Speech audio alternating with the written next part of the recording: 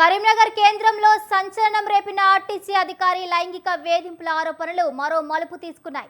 నిజాన్ని వెలుగులోకి తీసుకొచ్చిన రిపోర్టర్ పైనే బెదిరింపులకు దిగటం చర్చనీయాంశంగా మారింది.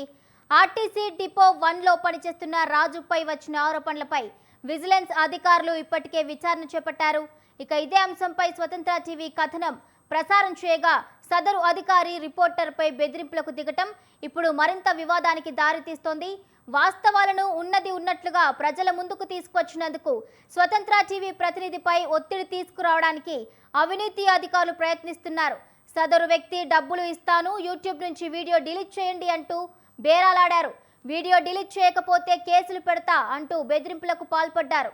ఇదే క్రమంలో లాయర్ నోటీసుల ద్వారా కూడా భయపెట్టే ప్రయత్నాలు కొనసాగుతున్నాయి. ఇక ఇదే అంశానికి సంబంధించి పూర్తి అప్డేట్స్ మా ప్రతినిధి సంతోష్ అందిస్తారు. సంతోష్.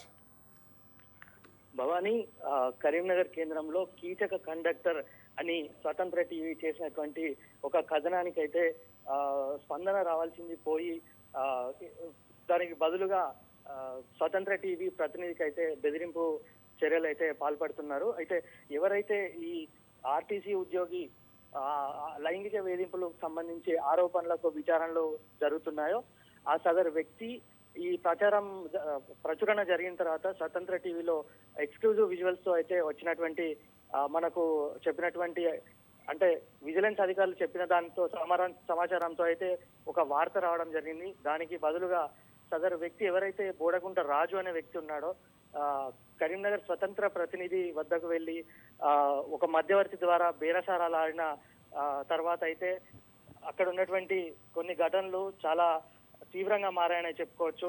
అయితే మొత్తంగా కూడా స్వతంత్ర టీవీ సంబంధించినటువంటి ప్రతినిధిని లాయర్ నోటీసులతో బెదిరింపులకు పాల్పడుతున్నారు.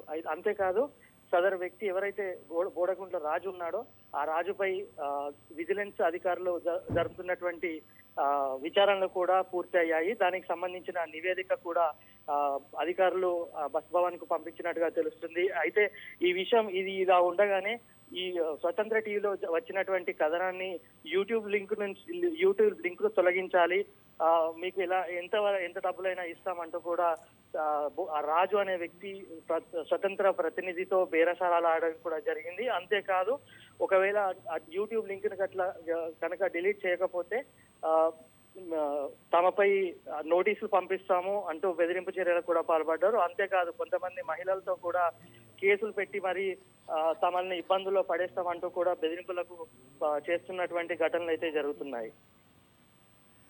అంతేకాదు మొత్తంగా కూడా కరీంనగర్ లో జరుగుతున్నటువంటి ఇలాంటి న్యాయం కోసం పోరేటువంటి ఈ ఛానళ్లపై కూడా ఇలా బెదిరింపులకు పాల్పడడం, లాయర్ నోటీసులు రావడం మరి కొంత విషాదంగా కూడా చెప్పుకోవచ్చు. Right, thank you Santosh, thank you for the updates.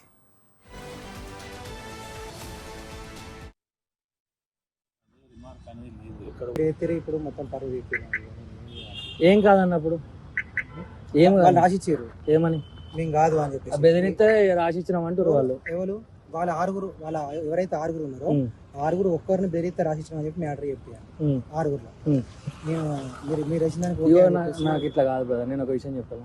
మీ ఫోటోలు వీడియోలు ఉన్నాయి, ఆడియోలు కూడా ఉన్నాయి, చూపియండి. నేను మీకు చూపెట్టా, నాకు చూపియండి. నేను ఎట్లా అంటే నీకు చూపెట్టాను, నేను ఉన్నాయి. ఇంకోటి చెప్పాలా, విజిలెన్స్ సిఐ మాట్లాడిన వీడియో కూడా ఉన్నాయి నా దగ్గర. కానీ నేను అవన్నీ నేను ఎవిడెన్స్ గా పెట్టుకుంటా. నేను ఒకటి గుర్తుపెట్టుకున్నా, నేను ఒక వార్త ఇస్తున్నా అంటే గుడ్డిగా అయ్యా. అయితే నేను ఒక విషయం చెప్తా పెట్టు బ్రదర్, నేను చెప్తా విను. విజిలెన్స్ సిఐ గారు ఏమన్నారంటే 9 మందిని విచారణ చేసినాం, రిమార్క్ అనేది లేదు, ఎక్కడ కూడా అఫెన్స్ అనేది రాలేదు. వాస్తవానికి అంటే నీ ఇంటి పేరు ఏది తెలిసా గానీ అసలు కాదు. అసలు నేను ఒక విషయం చెప్పాను. నేను రాజు